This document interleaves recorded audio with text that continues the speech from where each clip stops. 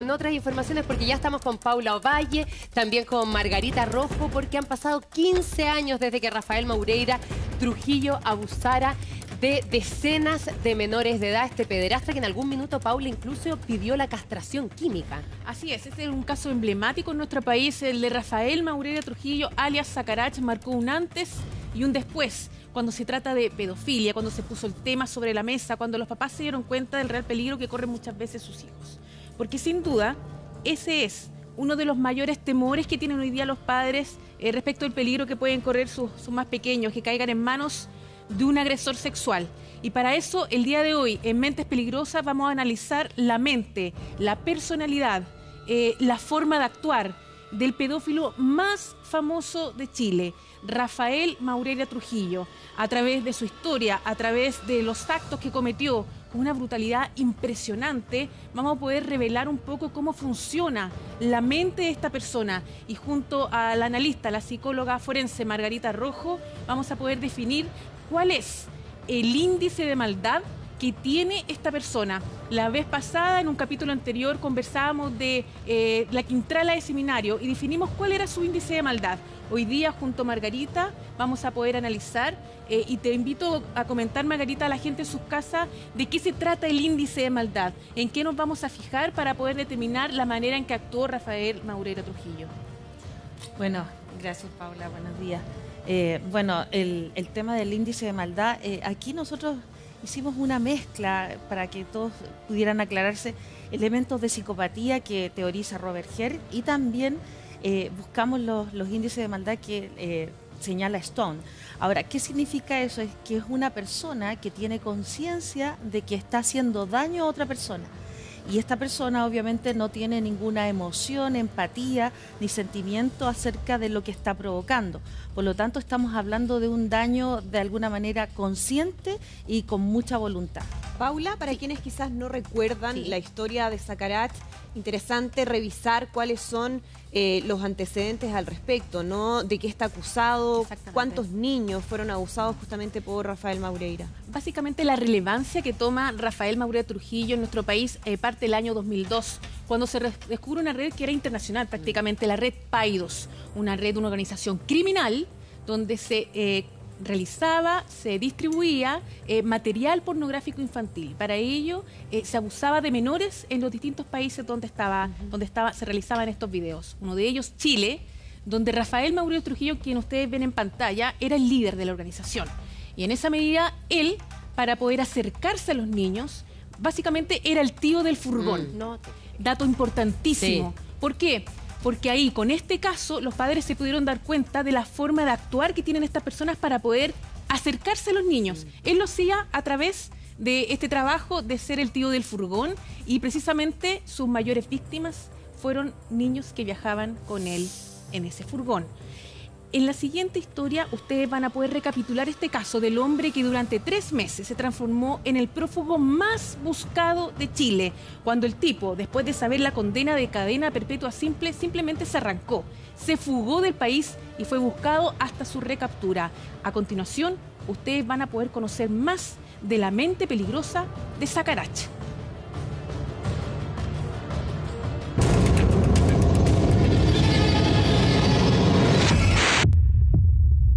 Rafael Maureira Trujillo es su nombre, pero estoy segura que si le digo su apodo, Sacarach, usted se va a acordar del hombre que solo causó dolor en sus víctimas. Entiendo la reacción de los papás de los menores y en parte lo justifico, porque sé que es feo lo que hice, eso lo tengo muy asumido. Niños que cayeron en manos de un ser perverso.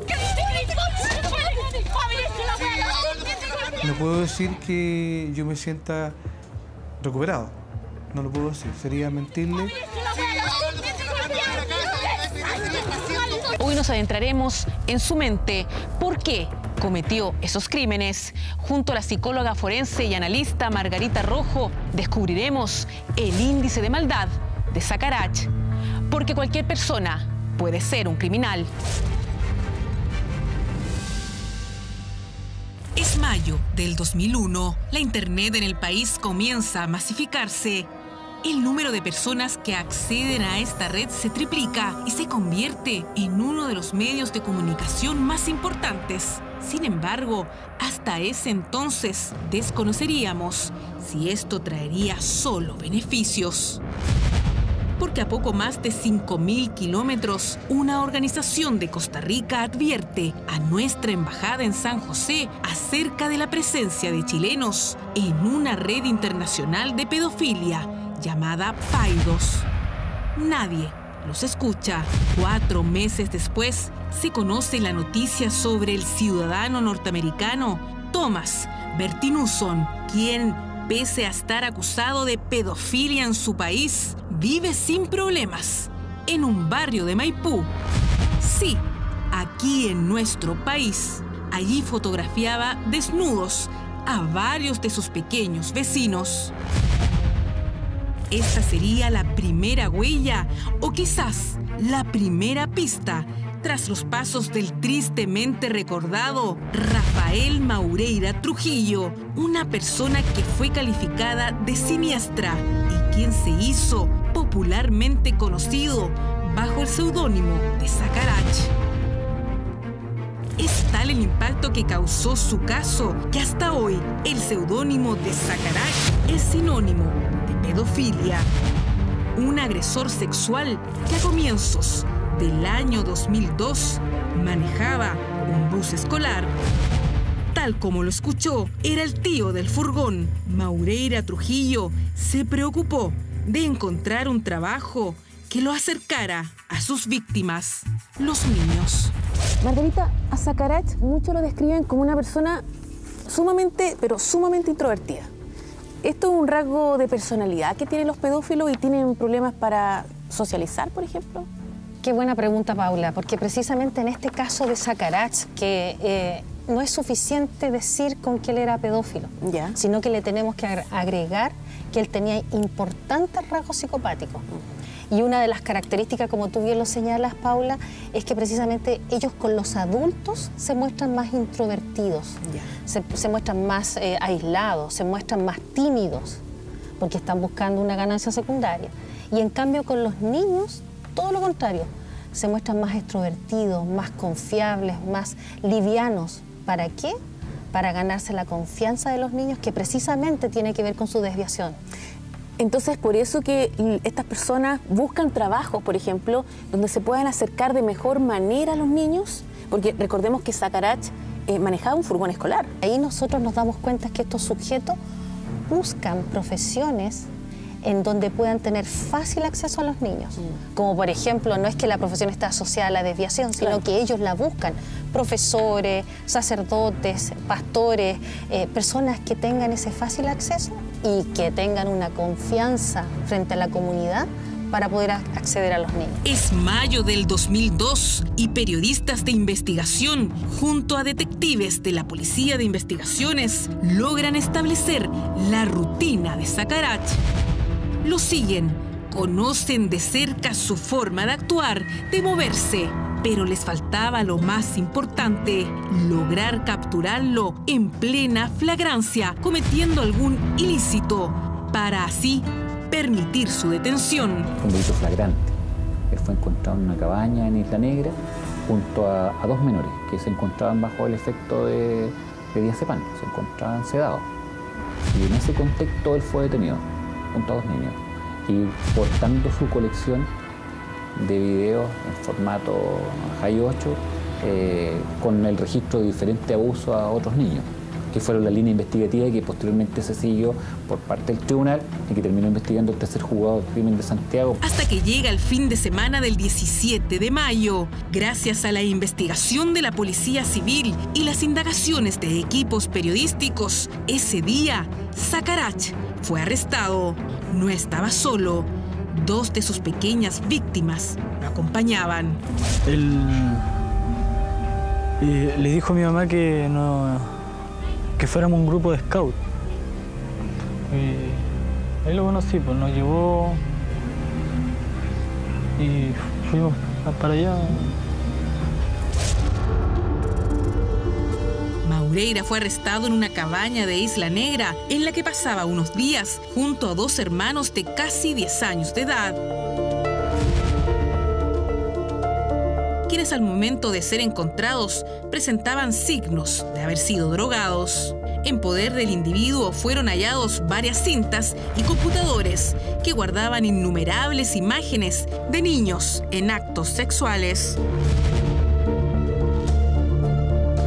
De esta manera, se arrestaba a uno de los líderes de una de las redes internacionales de pornografía infantil más grandes del mundo.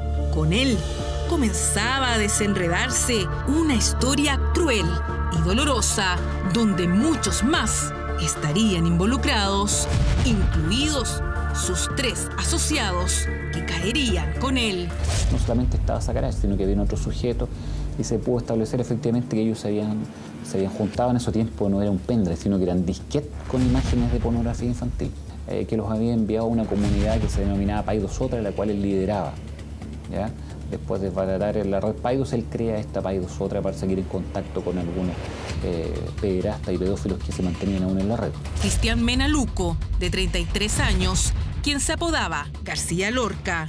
Marcos Paredes Reyes, de 40 años, un profesor de Valdivia que usaba el alias Nicolás Bartori. Y Benjamín Maldonado Mora, apodado Calef, de 25 años, quien fue detenido en Valparaíso. Algo que llama mucho la atención es que aquí hay una especie de red virtual de apoyo entre pedófilos. Ellos se vinculan, se asocian, se apoyan. Hay una desviación que los une en este caso. En este caso nosotros podemos ver cómo ellos de alguna manera se validan uno frente al otro. Ellos, por ejemplo, Paula, tienen una orientación sexual fundamental y única hacia un niño. ¿Ya? Por lo tanto, no pueden tener relaciones con adultos y si las tuviesen, lo harían solo por una ganancia secundaria. Para obtener algo, por ejemplo. Para ocultar, por ejemplo, que ese niño con el que estaban, ellos tenían una relación con la madre del niño o con alguien, con un pariente, para poder ocultar que efectivamente ellos están agrediendo al niño. Lo único que funciona es un control externo, donde la sociedad los controla. Prácticamente entonces son incontrolables. Son incontrolables. Son una de las desviaciones sexuales que no tienen cura, no tienen sanación. El caso conmocionaba al país. La pedofilia no era un concepto muy conocido, pero ahora se transformaba en tema y al mismo tiempo temor entre la gente. ¿Qué era un pedófilo? ¿Por qué no controlan sus instintos por los niños? El tema generó tal revuelo que se instaló en la agenda pública, en los medios de prensa, entre políticos e incluso llegó a lo más alto del gobierno. El ánimo del gobierno es mano dura. Es mano dura con todos los criminales en primer lugar y si hubo negligencia, obviamente, como ayer dijo el presidente de la República, sanciones ejemplares. La justicia ha sido demasiado blanda, demasiado blanda. Es inexplicable el proceder de la justicia, porque hay casos que son de menor envergadura y sin embargo condenan a tanto tiempo o son implacables con ello y en este caso que se necesita que sean mano dura, no lo han sido. Causó conmoción pública porque hasta entonces se pensaba que la pornografía infantil y que las redes de pederastas existían en Estados Unidos, en Europa, en Canadá, pero no aquí en nuestro país. Primera vez que en Chile se desbarataban redes de pornografía infantil. Había muchos delitos que si no hubiese sido por esta investigación hubiesen quedado en la impunidad. Marca un antes y un después en la realidad de los pederastas en Chile. La captura de los integrantes de la red y el conocimiento de otros casos de abusos de menores lograron que la pedofilia se transformara en un tema de real preocupación. Personas normales que tras una fachada de buen ciudadano escondían un perfil siniestro que solo aspiraba a saciar sus intenciones sexuales con menores de edad. La desconfianza crecía, así como también las personas que se atrevían a relatar sus experiencias. Mi hijo mayor tiene mucha rabia hasta el día de hoy. Él dice que si él lo tuviera enfrente a él no se lo podrían quitar, El que a mí más me preocupa, yo siempre lo he dicho, es el más chico. Que él es un niño muy callado, él no habla. Yo no sé cómo decirle, porque si yo trato de que él no vea la televisión, que no vea los diarios, para que él no sienta nada que lo altere, entonces, ¿cómo yo hablo con él? Me da miedo su reacción, de verdad, me da mucho miedo. Una estremecedora historia de alguien que desconocía ese lado maquiavélico, calculador e incontrolable de Sacharach. Yo tuve la oportunidad de escuchar el testimonio de alguna de sus víctimas y fueron bastante dolorosas. Aquí hablamos de una persona que actuó con una frialdad desmesurada, por decirlo de alguna manera. Una persona que se aprovechó de la inocencia de esos niños. Yo me pregunto, yo sé que mucha gente se debe preguntar en su casa, ¿qué pasa por la mente de esa gente? ¿Qué sentimientos anidan ese tipo de personas en su cabeza? Aquí vamos a puntualizar en algo esencial. Aquí lo que los moviliza a ellos es su pulsión sexual hacia los niños. Por lo tanto, ellos son capaces de dejar todo por esta pulsión. Ellos movilizan, trabajan y viven en torno a poder agredir a un niño. Y por lo tanto ahí lo que estamos viendo es que ese niño no es visto como un niño, ¿no es cierto? Como tú lo viste en ese testimonio, está siendo visto como una cosa. Los boy lovers, como se hacen llamar, no aman a los niños, los dañan, los destruyen. Ellos invierten el discurso. Porque ellos lo hacen ver como amor. Exactamente, o sea, invierten el discurso, porque además también, Paula, vas a ver que en otras declaraciones de otros sujetos con este mismo perfil, le adjudican un rol sexual al niño. Estamos frente a conductas perversas. ¿Qué significan? Que hacen aparecer lo normal como anormal y lo anormal como normal. Invierten el discurso. Acá hay un lenguaje que ellos utilizan. ¿Sabes qué es lo que es peor, Margarita? Que costó muchos años para lograr meter a este hombre tras las rejas. Y sus víctimas lucharon por muchos años para lograr justicia. Fueron sumamente valientes. Que aquí la gente les tiene que pasar las cosas para que se den cuenta el dolor que uno siente o lo que uno está pensando de todo eso. Este sujeto es pedófilo, pero para el efecto de la opinión pública. Ahora, él es un criminal. Él es un sujeto que tiene una desviación por menores, ¿ya? Estamos de acuerdo ahí, pero resulta que ¿quién lo deja fuera del margen de los enfermos? Cuando él graba a los menores, cuando él fabrica pornografía y cuando la distribuye y gana plata con eso. No, nunca va a volver a hacer lo mismo, aunque él esté preso. No, me daría tranquilidad, pero no va a volver a hacer lo mismo, nunca, nunca. El gran dilema de los adultos, de las familias, de las víctimas, es que confiaron en quien nunca debieron confiar.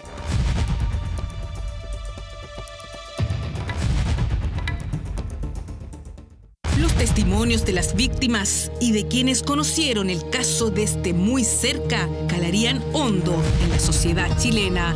Hoy día ofrecen 5 millones de pesos por un video con un niño virgen en el cual se ha violado y torturado. Y eso no puede ser. Tememos que con la demora que ha tenido en el Senado este proyecto de ley, la jueza Sabaj vaya a tener que seguir dejando en libertad a otros participantes en la red de pedofilia. Llegaba el momento en que la justicia hiciera su trabajo y que delitos tan crueles como estos fueran enfrentados con la fuerza que se requería. Llega esta causa y en el sistema antiguo teníamos que resolver la situación procesal al 5º día, si se dejaba libertad por falta de méritos o si se le sometía a proceso. Y al 5º día sometía a proceso por asociación ilícita y por exhibición y distribución de material pornográfico o material o soporte contrario a las buenas costumbres.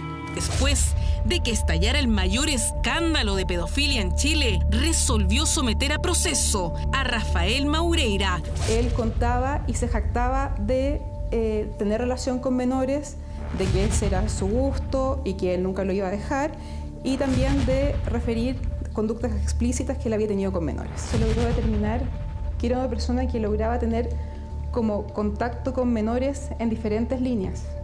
Una de ellas era él trabajaba en un consultorio. Entonces conoció niños en situación de vulnerabilidad en ese consultorio. Por otro lado, también se dedicó a ser transportista de niños también. También estaba la línea en que él formaba parte de Scout. Entonces conocía a menores también bajo esa forma. A eso se sumaron nuevas diligencias a la persecución penal, ya que lentamente se conocieron más casos de niños que fueron abusados por Sacarache. Se partió como el caso de Paidós, pero se descubrieron decenas de otras redes, algunas que tenían, como le decía, más de 20.000 integrantes y que llevaban la vanguardia en el sentido tecnológico. Ellos tenían tecnología para detectar el seguimiento policial. Al mismo tiempo, en el juzgado del crimen, la magistrada Verónica Sabaj procesó por el delito de asociación ilícita a los otros 3 involucrados de la escalofriante red. El artículo 292 del Código Penal solamente exige la palabra organización. No determina la forma en que se debe organizar el grupo. Solamente exige que se atente contra las buenas costumbres, contra el orden social, contra la propiedad, contra la vida. Julio 2002. Y Sacarache es condenado a cadena perpetua simple como autor de los delitos reiterados de abuso sexual, violación, producción y distribución de material pornográfico infantil y asociación ilícita. Todos pensaron que estaría 20 años tras las rejas, pero increíblemente, y a pesar de la gravedad de sus delitos, solo pasarían 3 años y 8 meses para que nuevamente tuviera la opción de salir. Se produjo en algún momento decepción porque él obtuvo la libertad provisional. La Corte de Apelaciones le concedía la libertad provisional y en respuesta a esto se interponía una nueva querella y un nuevo procesamiento por violación a otro menor. Me da mucha rabia que él ande por las calles libre sin ningún problema y yo en mi casa esté pasando todas las cosas que estoy pasando. Yo no tendría por qué estar así. Era realmente impensado. Nadie podía creer que se le pudiese otorgar libertad a una persona que simplemente era un peligro real para la sociedad. Un hombre que incluso reconoció que no lograba controlar sus impulsos sexuales. Un abuso lo interpretaba como algo normal. Para él, poder acceder carnalmente, ¿ya?, a un niño de 12 años, aunque esto estuviera bajo el efecto de algún sedante, él dice que lo estaba haciendo de esa manera porque todavía no lograba que el niño pudiera entender el amor que él sentía hacia él, una atracción, que él no nos lo estaba dañando, sino lo que estaba haciendo, le estaba enseñando, y enseñando en qué consistía el amor. Yo nunca vi, y eso estoy hablando de los 14 condenados finalmente en esta causa, y especialmente respecto a Rafael Maureira Trujillo, ningún atisbo de decir estoy arrepentido, sino que todo lo contrario, sostener que era un gusto y que todo estaba bien, y con sostener que es un gusto y que ese gusto no se va a cambiar. Margarita, fíjate que en el servicio médico legal se hizo un análisis de este hombre y ellos arrojaron que él no reprimía sus pulsiones sexuales, simplemente él no controlaba su impulso. Es bastante complicado a través de una pericia poder saber si ellos tienen esta desviación sexual, esta parafilia. Se requiere de investigaciones policiales donde se pueda establecer fehacientemente esa conducta desviada hacia los niños, porque ellos lo ocultan muy bien. O sea, ellos, recordemos que no están locos y por lo tanto tienen conciencia. No tenemos suficientes test para determinar algo, un rasgo patognomónico, indicador de... ¿Sabes qué es lo otro que me llama la atención? Sacarache dijo a las cámaras de televisión en una ocasión que él no podía controlarse. Efectivamente, ¿ellos no pueden controlar el impulso? Efectivamente, eso es lo que los moviliza. Recordemos que eso es como su motivación de vida. Ese impulso es tan grande, tan de alguna manera que gobierna su vida. Y por lo tanto, todo lo que hacen tiene que ver con eso. Ahora entiendo entonces por qué en algún minuto se analizó la posibilidad de hacer una castración química. Finalmente, el 17 de abril de 2006, Maureira Trujillo es dejado en libertad por la Corte de Apelaciones. Con el fin de demostrar un cambio de conducta, el abogado defensor señala que Maureira se someterá a un tratamiento psiquiátrico e incluso pide que se le realice una castración química a Sacharach para evitar que continuara con sus ataques. TVN tuvo acceso exclusivo al informe del Servicio Médico Legal que concluye que Sacharach no reprime sus pulsiones sexuales. Su identificación psicosexual la establece con menores de edad y planifica sus abusos. Escoge los menores víctimas, quienes muestran carencias sociales graves, los motiva a participar en actividades que él costea y que resultan del todo entretenidas para los niños. Cuida el lugar, que es lejano a su hogar. Cuida el medio, que le permita hacerse amigo de los niños. Cuida el momento, después de darles diazepam. Y con todo ello, demuestra que planifica de forma acabada su acción. No puedo decir que yo me sienta recuperado. No lo puedo decir. Sería mentirle.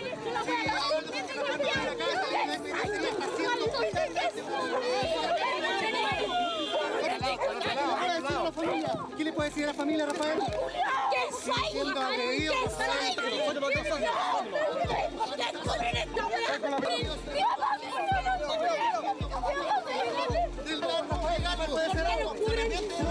Sacharach anunció que se someterá a un tratamiento de rehabilitación, que está arrepentido y desea cambiar. No soy impedido por la sociedad porque no voy a volver a cometer este tipo de delitos. Por eso es también que estoy buscando la ayuda profesional. Yo no me voy a acercar a los menores, ya a ningún otro menor, porque tampoco quiero volver a la cárcel nuevamente y acumular más delitos tampoco. No me convence su arrepentimiento, para nada. ¿Y de qué me sirve a mí que esté arrepentido? ¿De qué me sirve? ¿Que me pida perdón? No. El abogado defensor manifestó que Sacharach iba a iniciar un proceso de control, de atención psicológica, psiquiátrica, que iba a cumplir con esta libertad provisional bajo fianza, lo que sin embargo no ocurrió. Fue entonces que Maureira Trujillo comenzó a vivir en el hogar para ex convictos llamado Monseñor Carlos Oviedo. El jefe de la red pedófila Paidos quedó en libertad provisional luego de pagar 500.000 pesos. Estuvo 3 años y 10 meses tras las rejas. Es acusado, entre otras cosas, de violación y abuso sexual de menores, asociación ilícita y producción de material pornográfico infantil. Sacharach no recibía a la prensa y con el paso del tiempo, su caso lentamente se apaciguaba. Hasta que llegaría el 5 de marzo del 2007 y una nueva decisión del tribunal se conocía. Esta vez, la justicia fue ejemplar y la condena alcanzó los 20 años de presidio. Me parece un paso fundamental. Ahora esperamos la condena en el caso de los 2 menores que represento y que obviamente esperamos que esté en los mismos rangos de penalidad. Se establecen penas que van desde los 5 años y un día hasta los 20 años de cárcel, lo que significa que no solo la ley sanciona, sino que esta sanción debe cumplirse efectivamente con penas de cárcel. Y este es un mensaje para todos aquellos que cometen este delito. 15 años y un día por delitos reiterados de abuso sexual contra menores y producción de material pornográfico, además de otros 5 años y un día por asociación ilícita. Después de la condena de Sacharach, hay un gran alivio para las víctimas, para la sociedad, porque estando en la cárcel ya no podrá seguir agrediendo a niños, porque él incluso había incursionado en Internet, que le permitía acceder a víctimas. Pero todo cambiaría radicalmente el 17 de marzo del 2007. Increíblemente, Sacharach abandonaba el refugio Carlos Oviedo y dejaba una carta. Una carta de agradecimiento que dejó en su habitación donde supuestamente quería rehabilitarse es la última huella de Sacharach. La última vez que fue visto en el lugar fue el pasado 17 de marzo. Solicité al tribunal que revocara la libertad, que dictara una orden de aprehensión. El tribunal me ha señalado que va a esperar que concluya el mes de abril para dictar la orden de aprehensión respectiva. Tal es la incertidumbre del nuevo paradero de Sacharach, quien y su abogado Gustavo Menares sabe dónde está. El problema es que no me puedo desvincular absolutamente porque la ley me impone la obligación de notificarle mi renuncia. Aunque parezca absurdo, tenía que pasar un mes para que todo el país incluso la policía tomara conocimiento de la fuga del pedófilo más grande que ha tenido la historia criminal chilena. Recibimos el antecedente de la fuga de Rafael Maurera desde la Fundación Carlos Oviedo. Pusimos un equipo que fuera a recabar las primeras informaciones en el lugar y donde se hizo el registro de todas las especies que dejó, la entrevista a las personas de ahí de la fundación, y ya pudimos determinar que Rafael Maurera llevaba 30 días de que no llegaba a cumplir la pernoctación en ese lugar. Que estaba en Argentina, que lo vio un camionero, que había cambiado su identidad, incluso que se había matado. Rumores que comenzaron a correr durante esos días. A empezar a analizar las redes de contacto, todos los preparativos que hizo antes de salir, sus cuentas bancarias, sus teléfonos celulares, dejó cartas. El 9 de febrero había vendido una parcela en Laguna Verde por $1,5 millones de pesos y había entregado otros 200.000 a un reo que conoció en la cárcel de alta seguridad. Que logramos establecer una red de contacto al interior de la penitenciaría cuando Sacarach estuvo detenido en el módulo 2. Hizo alguna amistad con un narcotraficante boliviano. La investigación desarrollada determina que Maureira Trujillo abandona ilegalmente el país junto al traficante boliviano Mamerto Paz por el paso fronterizo no habilitado de Colchane, Pisiga. Lo logra sacar del país a través de un paso fronterizo no habilitado y llegan a Santa Cruz de la Sierra, Bolivia. Lleva varios días en Bolivia, pero se entera de que hay una recompensa para quien lo entregue, por lo que decide arrancar a Brasil. Rafael Maurera, el tiempo que estuvo en la fundación, Carlos Oviedo conoció a un ciudadano brasileño que estuvo deambulando como vagabundo acá en Santiago. Y a raíz de esa amistad que se hizo con él acá, desde Bolivia lo contactó. Y ahí sí fue como llegó a Brasil. Analizado este antecedente, los detectives se coordinan con la Policía Federal de Florianópolis, trasladándose hasta una residencial ubicada en dicha localidad. Pero este ciudadano brasileño le consiguió alojamiento en un hotel de unos familiares a unos 70, 80 kilómetros de la ciudad. Fuimos al lugar, estaba acostado en una cama, se sorprendió obviamente, se trató de parar, pero ya estábamos... no hubo mucho tiempo de reacción de él. Sacarach es recapturado el 21 de junio de 2007 en la localidad de Criciúma. El temido pedófilo nuevamente estaba en manos de las autoridades. Había cambiado su aspecto físico, se dejó barba, se teñió el pelo, se vestía acorde también al lugar donde estaba viviendo. Estaba sumamente claro cuál era su situación. Él me explicaba que su fuga se debía a que no había tenido un juicio justo. Nos felicitó a nosotros por la detención por haberlo ubicado, paradójicamente. Y todo el tiempo que yo pude conversar con él, él manifestó su intención de cooperar. ¿Está tranquilo ya de estar de alguna manera en manos de la justicia chilena y de no seguir huyendo? ¿Prefiere esa condición? Con certeza. ¿Sí? ¿Prefiere eso? La expectación social y mediática del retorno fue simplemente impactante. ¿Tú sabes dónde va a llegar ahora? Vamos a llegar sí, vamos a hacerte un examen médico y un médico te va a revisar para tu estado de salud.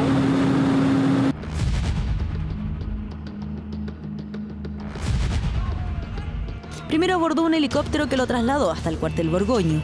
Allí lo esperaba Marisol, la madre de 2 víctimas del pederasta. Rabia, mucha rabia. ¿Qué espera de la justicia, señora? Que le den el máximo de pena. Pero Marisol no soportó la impresión de saber que Rafael Maureira Trujillo estaba de regreso para cumplir su condena.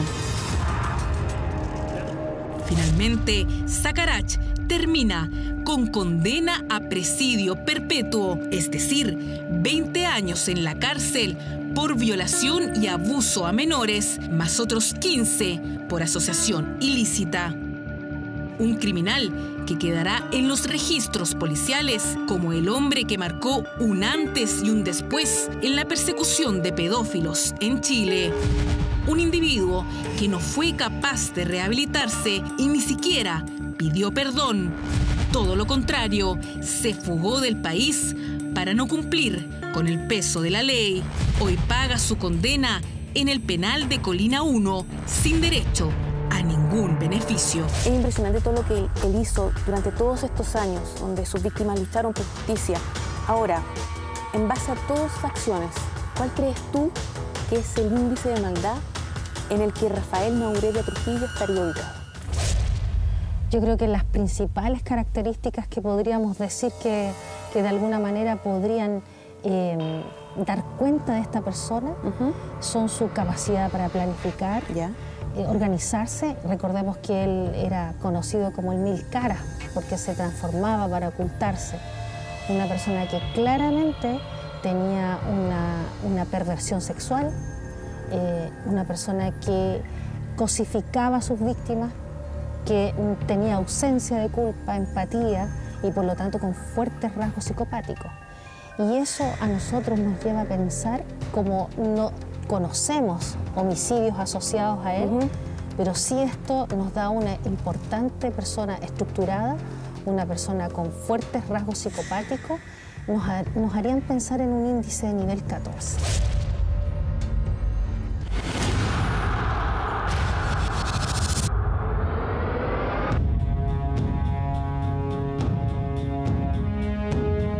Finalmente, este hombre perverso, el hombre de las mil caras, sin duda dictó un precedente no solo a nivel judicial, sino a nivel social. Todos aprendimos a conocer lo que había detrás de la mente de un pedófilo.